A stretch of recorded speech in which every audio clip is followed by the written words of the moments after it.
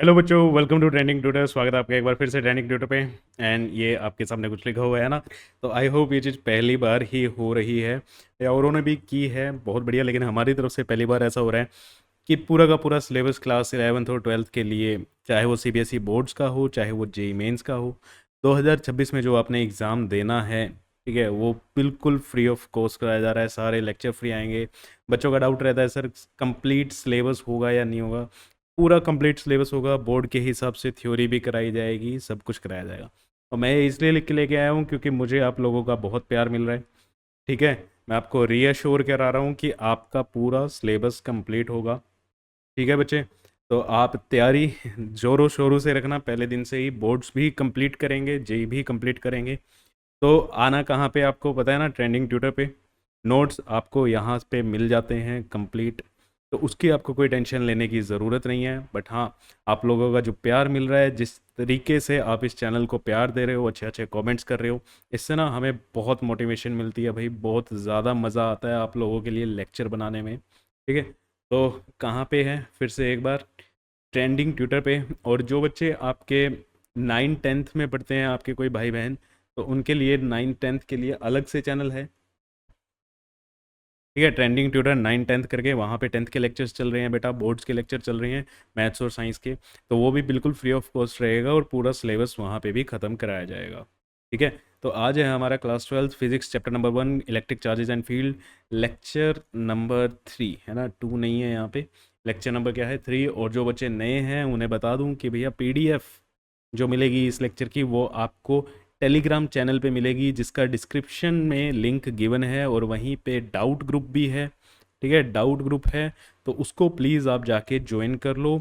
वहाँ पे जो भी आपके डाउट हैं, जब आप क्वेश्चन सोल्व करते हो तो आप भेज सकते हो। उसका रिप्लाई भी आपको मिलता है, कमेंट सेक्शन में भी आपको रिप्लाई मिलता है। कमेंट करो ज़्यादा से ज़्यादा, और प्लीज़ वीडियोस को शेयर करना स्टार्ट कर दो, चैनल को शेयर करना स्टार्ट कर दो। देखो, अभी तक हमारे पास कोई पेमेंट ना यूट्यूब की तरफ से है, ना हम बच्चों से ले रहे। कोई भी पेमेंट बच्चों से तो वैसे भी नहीं ली जाएगी। तो इसीलिए भाई, आपको आपको हमारी मदद करनी है, तो आप इसी तरीके से कर सकते हो कि चैनल को शेयर करो ज़्यादा से ज़्यादा वीडियोस, ताकि हम भी ग्रो करें और आपका भी डबल फ़ायदा हो। ठीक है, लास्ट क्लास में हमने कूलम्स लॉ के बारे में पढ़ा था, है ना। जैसे ग्रेविटेशनल लॉ आपने क्लास 11th में पढ़ा था, ग्रेविटेशनल फोर्स समझा था, वैसे ही चार्जेस के बीच में एक इंटरेक्शन फोर्स जो काम करता है, उसे हम क्या कहते हैं, इलेक्ट्रोस्टैटिक फोर्स। और उस फोर्स की कितनी वैल्यू होगी, ठीक है, वो हमें कौन बताता है, कूलम्स लॉ। क्लियर, इतनी बात हमने की थी। और हमने ये चीज़ भी की कि कूलम्स लॉ डिफाइन क्या करता है। कूलम्स लॉ क्या कहता है कि भैया, जो ये फोर्स होगा दो चार्जेस के बीच में, जो ये फोर्स है ना, Q1 Q2, इनके चार्जेस के प्रोडक्ट के डायरेक्टली प्रोपोर्शनल है, और इनके बीच में जो डिस्टेंस है उसके इन्वर्सली प्रोपोर्शनल है। और जब यहाँ पे प्रोपोर्शनैलिटी का साइन हटाया जाता है तो एक कांस्टेंट आता है। ठीक है, प्रोपोर्शनैलिटी को जैसे ही आप इक्वालिटी में कन्वर्ट करोगे तो एक कांस्टेंट आएगा, ठीक है, जिसे प्रोपोर्शनैलिटी कांस्टेंट कहते हैं। ये बहुत ज़्यादा इंपॉर्टेंट है आगे, ठीक है, ध्यान रखना। तो चलो आज इसी को फर्दर कंटिन्यू करते हैं हम, और हम कुछ इंपॉर्टेंट पॉइंट्स के बारे में पढ़ते हैं कि कूलम्स लॉ किन किन चीज़ों पे हमारा डिपेंड करता है, कैसे हमारा कूलम्स लॉ का बिहेवियर है। ठीक है, तो कूलम्स लॉ, पहली बात, डिपेंड किस किस पे कर रहा है, coulomb Coulomb's law depends on, किस किस पे डिपेंड करा, प्रोडक्ट पे, प्रोडक्ट ऑफ चार्जेस पे, और किस पे डिपेंड किया, डिस्टेंस पे। ठीक है, प्रोडक्ट ऑफ चार्जेस पे जो आप लिख रहे हो, directly proportional to Q1 Q2, distance के इनवर्सली प्रोपोर्शनल है, distance between charges, F inversely proportional to R²। इसे इनवर्स स्क्वेयर लॉ भी कहते हैं, इनवर्स स्क्वेयर लॉ। ठीक है, और किस पे डिपेंड करता है, सबसे इंपॉर्टेंट चीज बेटा, आपका मीडियम पे डिपेंड करता है। जो दो चार्जेस आपने रखे हैं वो किस मीडियम में रखे हैं। ठीक है, जी हाँ बिल्कुल, मीडियम बिटवीन चार्जेस।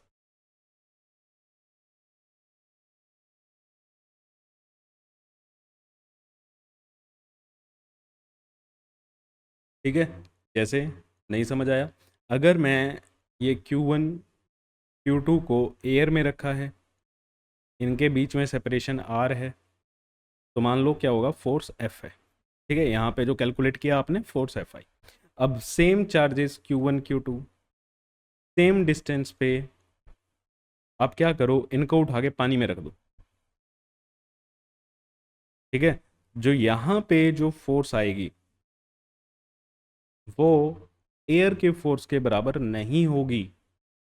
ठीक है ना, वो एयर की फोर्स के बराबर नहीं होगी। जितनी फोर्स एयर में लग रही थी इन पे, उतनी फोर्स इस पे वाटर में नहीं लगेगी। ये फोर्स अलग आएगी, कम आएगी ज़्यादा आएगी अभी देख लेंगे, बट ठीक है, ये किस पे डिपेंड करता है, ये मीडियम पे डिपेंड करता है।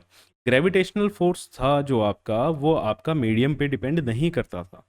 ठीक है, ऐसे धीरे धीरे आपको कंपैरिजन भी पता लगता जाएगा कि कैसे ये ग्रेविटेशनल फोर्स के जैसा है, सिमिलैरिटीज हैं, और कैसे डिफरेंस है। तो यहाँ पे मैं बोर्ड्स के लिए क्वेश्चन तो लिख ही देता हूँ आपके। ठीक है, बोर्ड्स में मतलब जो specifically for boards, difference and similarities, difference and similarities between gravitational force,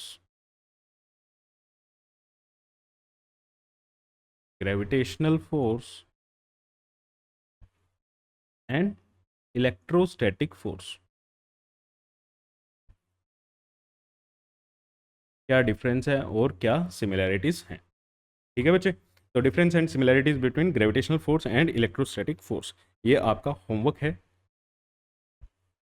तो अभी बताया जैसे ग्रेविटेशनल फोर्स है, अगर यहाँ पे मासेस की बात हो रही होती और उनको आप एयर में रखो, वाटर में रखो, जहाँ मर्जी रखो, वो आपका मीडियम पे डिपेंड नहीं करता। ग्रेविटेशनल फोर्स मीडियम पे डिपेंड नहीं करता, जबकि इलेक्ट्रोस्टैटिक फोर्स जो है वो आपका मीडियम पे डिपेंड करता है। अब मीडियम पे कैसे डिपेंड कर रहा है, इसके लिए एक टर्म आती है आपके पास, परमिटिविटी।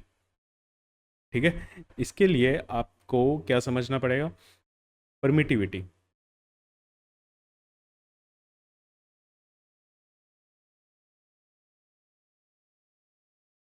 के लिए क्या समझना पड़ेगा, परमिटिविटी। अब यहाँ पे हम बात कर रहे हैं परमिटिविटी ऑफ फ्री स्पेस। हर एक मीडियम की परमिटिविटी अलग होती है। ठीक है, हर एक मीडियम की परमिटिविटी अलग होती है। डिफरेंट मीडियम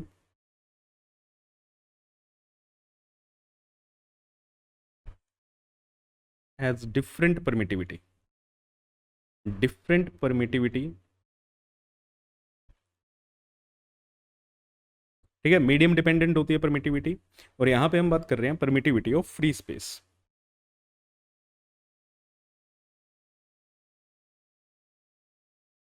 परमिटिविटी ऑफ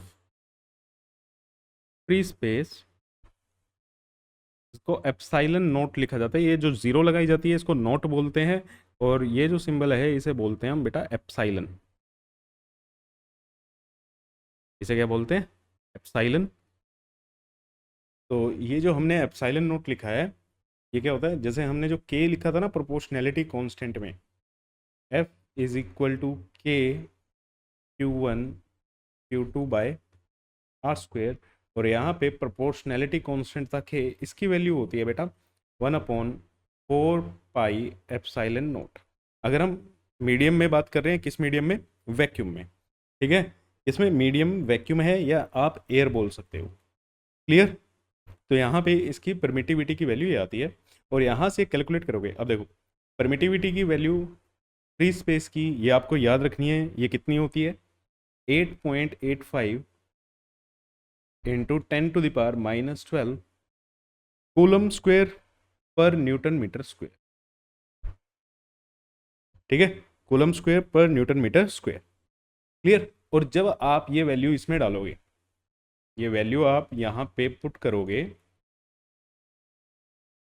तो यहाँ से के की वैल्यू आ जाएगी बेटा, कितनी आएगी, के की वैल्यू कितनी आती है, वेरी गुड, के की वैल्यू याद आ रही है। देखो आप ये चैप्टर कर चुके हो, ठीक है, आप ये चैप्टर कर चुके हो। 9 × 10⁻12, क्लियर, 9 × 10⁻12, ये आपको वैल्यू लेनी है के की। अब यहाँ से आपको ये रिलेशन तो देखने को मिल ही रहा है कि जैसे जैसे अभी हमने फ्री स्पेस की लिखी, फ्री स्पेस मतलब वैक्यूम ठीक है, वैक्यूम के केस में ये रिजल्ट आ रहा है हमारे पास। अब अगर ये अलग मीडियम का हुआ, वाटर का हुआ, तो इसकी वैल्यू अलग आएगी, वहाँ पे के की वैल्यू अलग आएगी, है ना। तो ये के की वैल्यू अलग आएगी तो आपके फोर्स की वैल्यू अलग आएगी। तो हमने अभी जो कहा था कि हमारा जो ये इलेक्ट्रोस्टैटिक फोर्स है, ये बेटा आपके मीडियम पे डिपेंड करता है। तो ये चीज़ समझ आ गई। तो अब हमारी वो चीज़ क्लियर है। अब हम देखते हैं मीडियम कैसे डिपेंड करता है, ये परमिटिविटी का मीनिंग क्या होता है। ठीक है, अगर हम बात कर रहे हैं किसी की परमिटिविटी ज़्यादा है, किसी की परमिटिविटी कम है, फॉर एग्जांपल हमने मीडियम 1 लिया, एक मीडियम 2 लिया, हम कह रहे हैं इसकी परमिटिविटी ज़्यादा है, यहाँ पे परमिटिविटी कम है। इसका मीनिंग क्या है? ठीक है, इसका मीनिंग क्या है बेटा? परमिटिविटी का मीनिंग समझना। ठीक, देखो जिस मीडियम की जितनी ज़्यादा परमिटिविटी होगी ना, ये परमिटिविटी मीडियम को परमिशन देती है कि भैया उन दो चार्जेस के बीच के फोर्सेस को कम कर दो। ठीक है, ध्यान से सुनना, ध्यान से सुनना। परमिटिविटी ज़्यादा का मतलब है कि भैया ये मीडियम के पास ये पावर आ जाती है कि उन दोनों के चार्जेस के बीच के फोर्स को क्या कर देगा, वो कम कर देगा।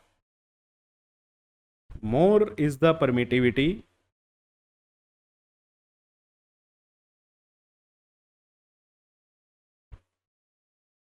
Means more is the permission to medium, किसको? मीडियम को, to obstruct the force.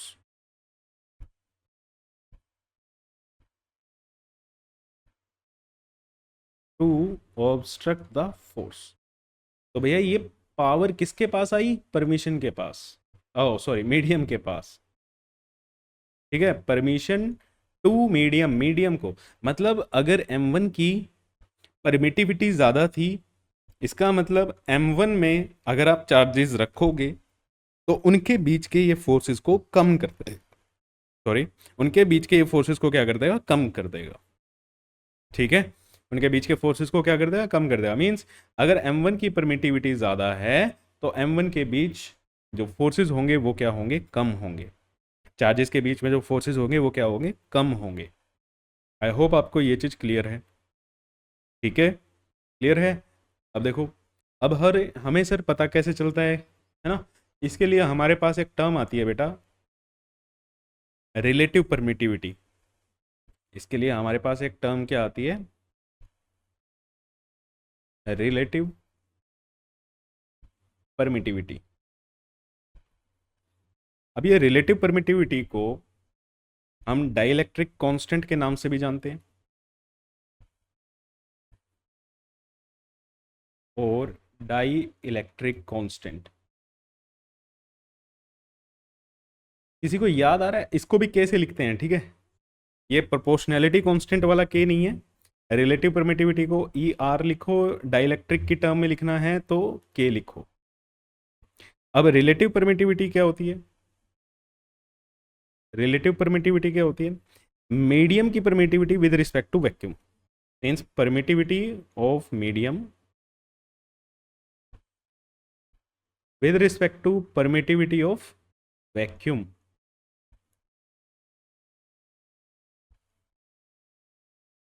Sorry, ये या फिर इसको क्या लिखो? के लिखो, डाइलेक्ट्रिक कांस्टेंट। अच्छा यार, आज के लिए बता दूं, थोड़ा सा ना टेक्निकल ग्लिच चल रहा है। अभी 11th की जो फिजिक्स की क्लास हुई थी उसमें ना नोट्स, मतलब क्या करूं, बने ही नहीं। ठीक है, वो सेव ही नहीं हो पाए। बने तो थे, आप ऐसे, अब अपना भी ध्यान रखना भी, इसीलिए कहता हूँ नोट्स बनाते रहा करो। पूरा का पूरा टेक्नोलॉजी पे मतलब बिलीव मत किया करो।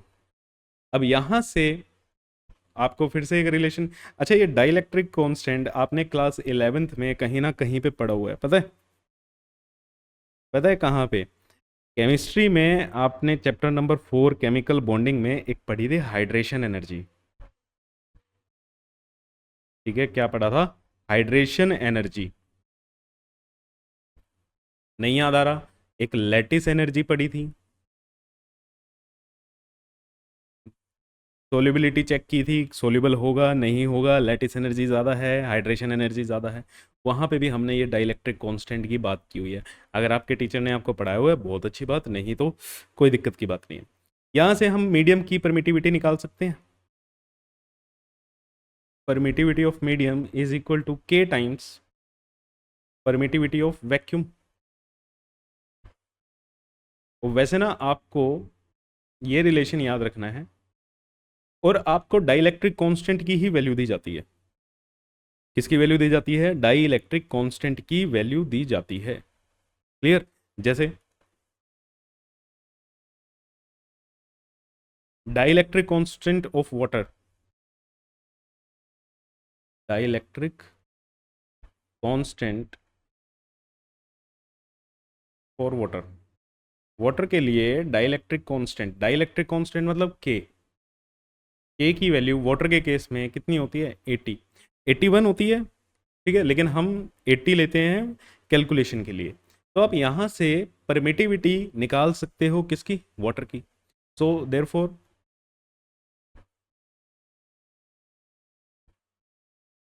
Permittivity of water, permittivity of water, permittivity of water क्या लिखा जाएगा?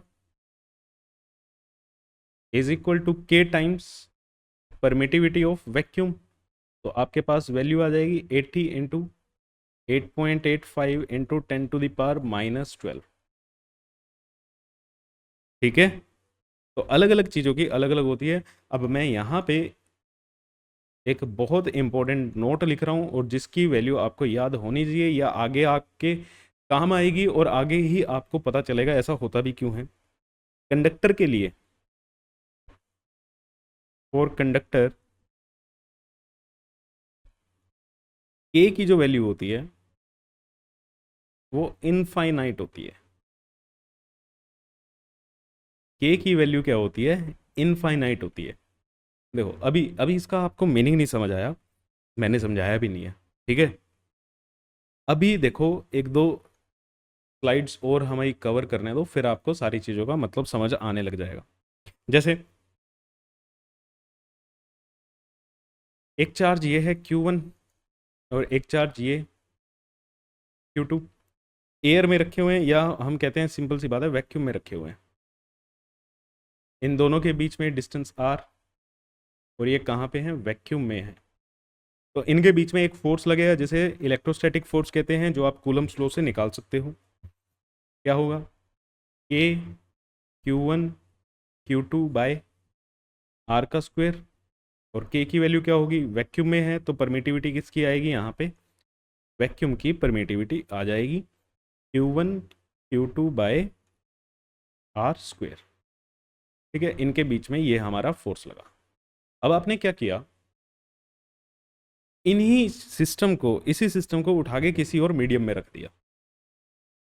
ठीक है, इसी सिस्टम को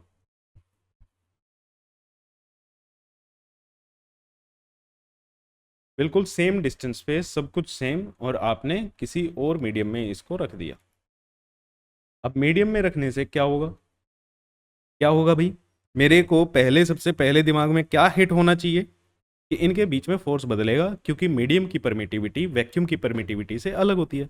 अब देखो Q1 सेम है, Q2 सेम है, R सेम है, ये सेम, 4 सेम, पाई सेम, सब कुछ सेम है। चेंज क्या होगा? मीडियम की परमिटिविटी। मीडियम की परमिटिविटी चेंज होने से इनके बीच में फोर्सेस की वैल्यू क्या हो जाएगी? चेंज हो जाएगी। ठीक है, तो यहाँ पे न्यू फोर्स आएगा एक 1/4 पाई मीडियम की permittivity into Q1 Q2 upon R square. Clear है इतना? और हमें ये पता है, ठीक है, and we know that permittivity of medium is equal to K times permittivity of vacuum. तो इस रिलेशन को हम ऊपर वाले फॉर्मूले में अगर रखते हैं तो हमारे पास क्या आया? F new is equal to 1/4 pi K times epsilon naught into Q1 Q2 by R square. इतनी चीज क्लियर? ठीक है। अब यहाँ से इसको रीअरेंज अगर हम करें तो 1/k अलग किया into 1/4 pi epsilon naught Q1 Q2 by R square, है ना, Q1 Q2 by R square. तो आपको ये वाली वैल्यू, ये किसकी है, जो फोर्स था वैक्यूम में, जो फोर्स किस में था, वैक्यूम में, है ना। तो फोर्स कौन से वाला, वैक्यूम वाला, डिवाइडेड बाय के, डिवाइडेड बाय के। तो हमारे पास जो नया फोर्स आया, हमारे पास जो नया फोर्स आया वो कितने टाइम्स कम हो गया, के टाइम्स कम हो गया। डिवाइड करने का मतलब क्या होता है बेटा, कम हो जाना, है ना। तो वो के टाइम्स कम हो गया। ठीक है। अब के की जो वैल्यू होगी मीडियम के लिए, डाइलेक्ट्रिक कांस्टेंट की वैल्यू क्या होगी, गिवन होगी। ठीक है। Different for different medium, different for different medium.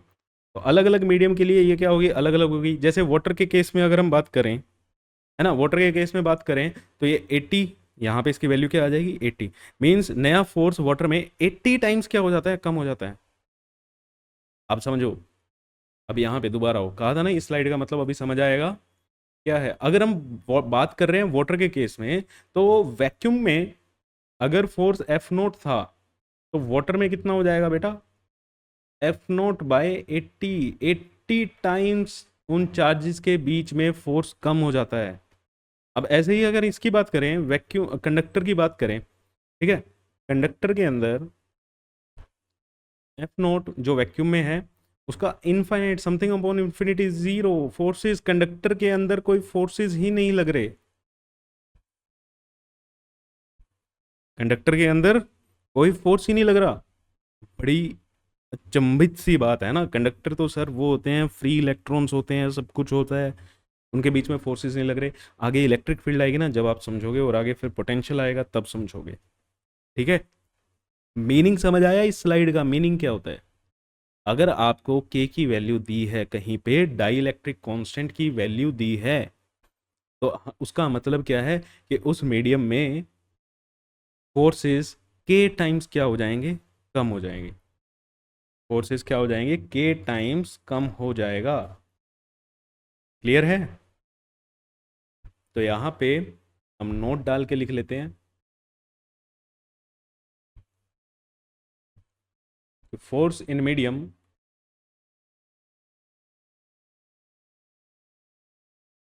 Force in medium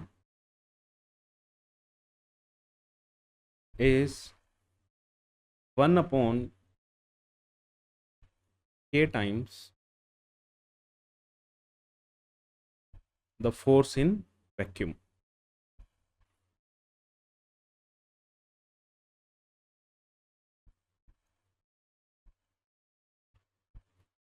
ठीक है। मीडियम में फोर्स k टाइम्स क्या हो जाएगा, कम हो जाएगा। ठीक है। और यहाँ पे कंडक्टर के अंदर तो क्या हो जाएगा, जीरो। कंडक्टर के अंदर क्या हो जाता है, जीरो हो जाता है। इस चीज को बहुत ज्यादा ध्यान रखना। Force conductor inside conductor is zero. इसके लिए ना नाम होता है एक, इस फिनोमेना को ना एक चीज बोला जाता है, इसको इलेक्ट्रोस्टैटिक शील्डिंग बोलते हैं। Electrostatic shielding. ठीक है। तो सीबीएसई में कई बार पूछ लिया जाता है इलेक्ट्रोस्टैटिक शील्डिंग क्या होती है, 1 नंबर में 2 नंबर में आ जाएगा। और उसका मतलब क्या है कि भैया कंडक्टर के अंदर फोर्सेस क्या होते हैं, जीरो होते हैं। कई बार ये लिखने को आ जाता है आपके पास, मतलब एमसीक्यू में आएगा। समझ आ गया, समझ आ गया। तो यहाँ से आपको एक चीज और पता लग गई है। क्या चीज पता लगी, परमिटिविटी ज्यादा होगी,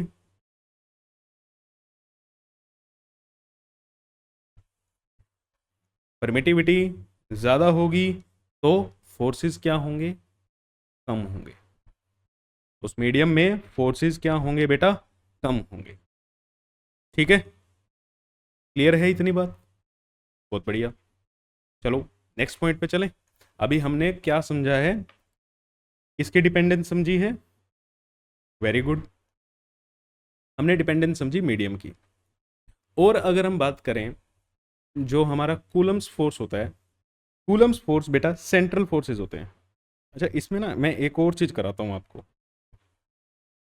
पहले 11th से रिलेटेड टर्म है, लेकिन कई बार पूछ लिए जाते हैं। क्या?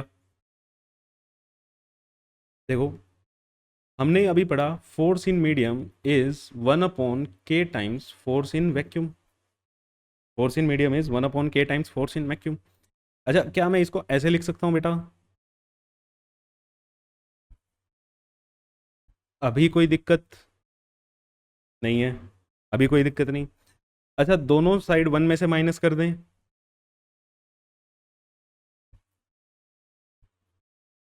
1 - 1/k, अभी किसी को कोई दिक्कत? कर सकते हैं, दोनों साइड की है, सेम ऑपरेशन दोनों साइड लगाएं। तो यहाँ पे ये बनेगा F0 - Fm/F0 is equal to K - 1/k। ठीक है। और इसको देखो, ये क्या है? Change in force. Force medium में क्या हो जाता है? कम हो जाता है। कितना कम हुआ? है ना? अरे देखो देखो देखो, हम कह रहे हैं फोर्स वैक्यूम में 800 न्यूटन था। फोर्स वैक्यूम में कितना था? 800 न्यूटन था। वाटर में कितना होगा? तो अब कैसे निकालते? वाटर में F0/K की वैल्यू आपको पता है कितना आ जाता है? ये 10 न्यूटन। वाटर में कितना आता? 10 न्यूटन आता। कम कितना हुआ भैया? कम कितना हो गया? 790 कम हो गया। कैसे निकाला आपने? F0 - Fw करके। तो यही यही जो चीज़ आपके सामने लिखी हुई है, ये क्या लिखी हुई है? Delta F. ठीक है। चेंज इन फोर्स जो वैक्यूम था और जो मीडियम में जो आया, ठीक है, मीडियम में कम होएगा। कितना कम होएगा? उसी को तो हम क्या बोलेंगे? Change upon F0 is equal to K - 1/k। बोलो क्लियर इतनी चीज? यहां तक कोई दिक्कत? तो delta F upon F is equal to K - 1/k। और ये जो टर्म है बेटा, ठीक है, ये आपने क्लास 11th में पढ़ी हुई है। इस टर्म को क्या कहते हैं? याद आ रहा है कुछ? इस टर्म को हम कहते हैं बेटा fractional change in force. Force के रिगार्डिंग लिखी हुई है, तो इसे हम बोलते हैं fractional change.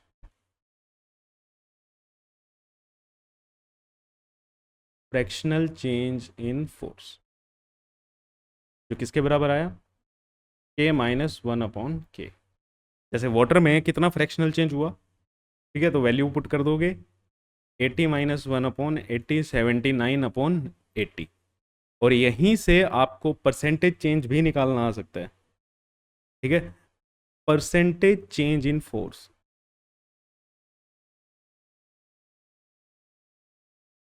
Percentage change in force कैसे निकालेंगे?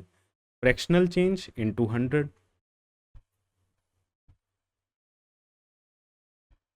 Fractional change into 100।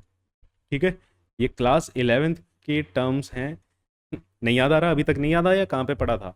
अरे बच्चे, यूनिट एंड डायमेंशन जो आपका फेवरेट चैप्टर था, ठीक है, उसी में एक एरर वाला पार्ट होता है, वहाँ पे ये सब चीज़ें पढ़ाई जाती हैं। ठीक है। एरर में percentage, fractional change in error, percentage change in error. Clear? तो ये वैल्यूज़ ध्यान रखना, एक एक नंबर में, दो दो नंबर में पूछ ली जाती हैं। चलो सेकंड पॉइंट की हम बात करें, important point.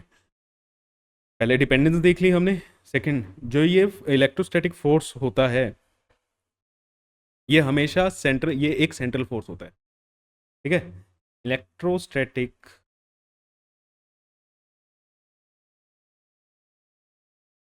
Force is a central force. Central force का मतलब क्या है? कि this force will always act along the line joining the centres. Central force, gravitational force भी क्या होता है? सेंट्रल फोर्स होता है। देखा, एक और सिमिलैरिटी मिल गई। अभी मतलब बता दें, सेंट्रल फोर्स का मतलब क्या होता है? विल एक्ट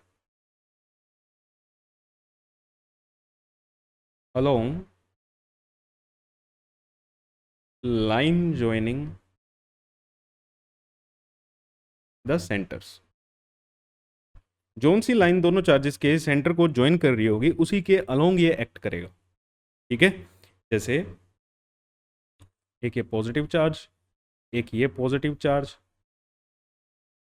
ये इनकी लाइन ज्वाइनिंग हुई जो सेंटर्स को ज्वाइन कर रही है। अब ये जो फोर्स लगेगा ना बेटा, ये इसकी लाइन ज्वाइनिंग पे ही लगेगा। अब ये लाइन ज्वाइनिंग के अलोंग ही, जैसे रिपल्शन होगी यहाँ पे तो एफ एफ ऐसे लगेगा। अब देखो क्यों इंपॉर्टेंट है ये, आपको लग रहा होगा कि बहुत मतलब क्या बेसिक सी चीजें बता रहे हैं सर। अरे बेटा फोर्स वेक्टर क्वांटिटी है, आगे वेक्टर्स चलेंगे। ठीक है, वेक्टर में आपको बनाना ही नहीं आया फोर्सेस किधर लग रहे हैं किधर नहीं लग रहे, तो बेटा कैसे डायरेक्शन निकालोगे। ठीक है, एक भी चीज नहीं छोड़नी है। अब इसमें भी लाइन ज्वाइनिंग पे लगेगा।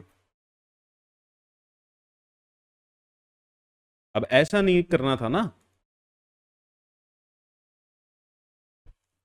अब इन दोनों में क्या हो रही है, ये दोनों एक दूसरे के पास तो आएंगे, लेकिन ऐसे थोड़ी फोर्सेज इनमें ऐसे लगा दोगे आप। पास तो इस केस में भी आएंगे ये। ठीक है, तो क्या गलती है क्या नहीं, ये चीज बिल्कुल गलत है। ठीक, लाइन ज्वाइनिंग के अलोंग लगता है ये। क्लियर है। नेक्स्ट पॉइंट, जो इलेक्ट्रोस्टैटिक फोर्स होता है ये भी एक कंजर्वेटिव फोर्स है। ठीक है, this force electrostatic force is a conservative force. Electrostatic force is a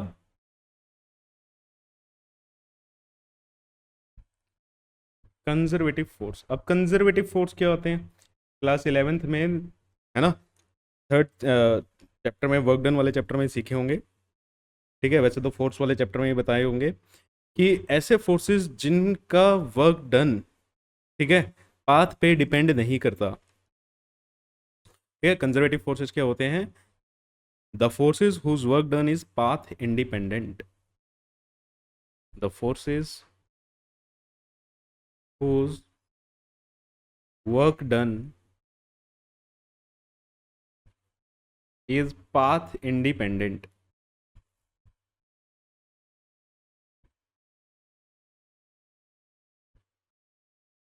ठीक है, पाथ पे डिपेंड ही नहीं करेगा।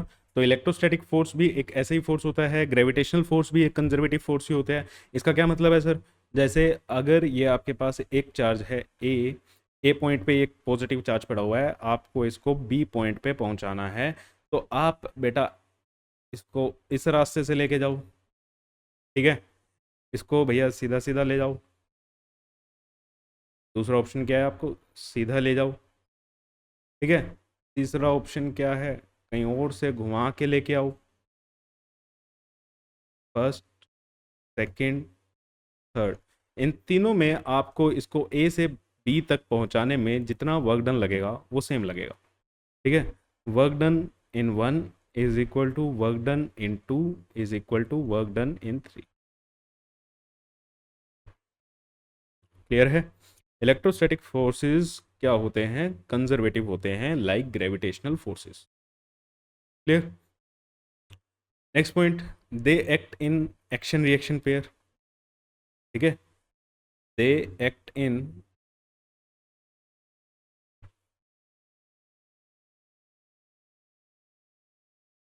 Action reaction pair. Action reaction pair में काम करते हैं, जैसे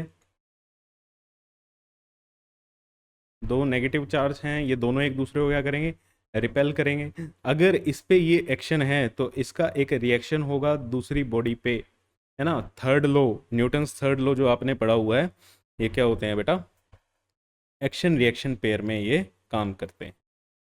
क्लियर। क्लियर है, चलो बहुत बढ़िया। अब एक दूसरी चीज़ मैं आपको बताता हूँ, या शायद मैंने फर्स्ट क्लास में बता भी दी है ना। अगर ये फोर्सेस पॉजिटिव हैं, अब एक्शन रिएक्शन तो हो गया। नेक्स्ट देखते हैं attractive and repulsive nature. Attractive and repulsive, वे फोर्स ठीक है। फोर्स की वैल्यू क्या होगी, K q one q two by R square. अगर आप चार्जेस की वैल्यू विद साइन पुट करते हो, q one and q two put with sign का मतलब पॉजिटिव नेगेटिव जो भी नेचर है इनका उसके साथ, साइन के साथ पुट करते हो, और अगर ये वैल्यू आती है बेटा पॉजिटिव, पॉजिटिव आती है तो इसका मतलब क्या है, ये रिपल्सिव नेचर होगा। पॉजिटिव क्या शो करेगा, रिपल्सिव नेचर। अगर ये वैल्यू आई नेगेटिव तो ये कैसा नेचर शो करेगा, अट्रैक्टिव। ये कैसा नेचर शो करेगा, अट्रैक्टिव। अब सर ऐसा क्यों, भैया आप अपने कॉमन सेंस से देखो, दो पॉजिटिव चार्ज होंगे, पॉजिटिव वैल्यू कैसे आ सकती है, दो पॉजिटिव चार्जेस दोनों के ही साइन क्या हो, पॉजिटिव हो, तो पॉजिटिव पॉजिटिव पॉजिटिव रहेगा, या दोनों ही साइन क्या हो, नेगेटिव हो, तब ये वैल्यू क्या आएगी, फोर्स की वैल्यू पॉजिटिव आएगी, है ना। देखो हमने क्या कहा है, अगर आप इसको विद साइन पुट कर रहे हो, चार्जेस को विद साइन पुट कर रहे हो और फोर्स की वैल्यू पॉजिटिव आती है तो वो रिपल्सिव नेचर का है। पॉजिटिव वैल्यू कब आएगी बेटा, जब या तो दोनों चार्जेस पॉजिटिव होंगे, या दोनों चार्जेस कैसे होंगे, नेगेटिव होंगे, तभी तो मल्टीप्लाई होके क्या आएगा, पॉजिटिव वैल्यू आएगी। अब अगर एक पॉजिटिव हुआ और एक नेगेटिव हुआ, अब कोई भी हो जाए, पहला हो जाए या दूसरा हो जाए, एक पॉजिटिव एक नेगेटिव, उस केस में ये वैल्यू हमेशा ही कैसे आएगी, नेगेटिव आएगी। अब आप देख लो, है ना, ये पॉजिटिव पॉजिटिव हैं, ये तो रिपेल ही करेंगे, पॉजिटिव पॉजिटिव हैं तो ये क्या करेंगे बेटा, रिपेल करेंगे, नेगेटिव नेगेटिव हैं तो रिपेल करेंगे। वैल्यू कैसी आती है, पॉजिटिव आती है, तो पॉजिटिव वैल्यू क्या रिप्रेजेंट कर रही है, रिपल्शन। नेगेटिव वैल्यू कब आएगी, एक पॉजिटिव नेगेटिव होगा, और पॉजिटिव नेगेटिव होगा तो ये एक दूसरे को अट्रैक्ट करेंगे, या नेगेटिव पॉजिटिव होगा तो भी एक दूसरे को क्या करेंगे, अट्रैक्ट करेंगे। सिंपल, क्लियर है, ठीक है। चलो नेक्स्ट, नेक्स्ट हम करेंगे आगे हमारी क्लास में, ठीक है। आज के लिए थोड़ा सा सेशन जल्दी एंड कर रहे हैं। अच्छा मैं आपको एक चीज़ बताता हूँ,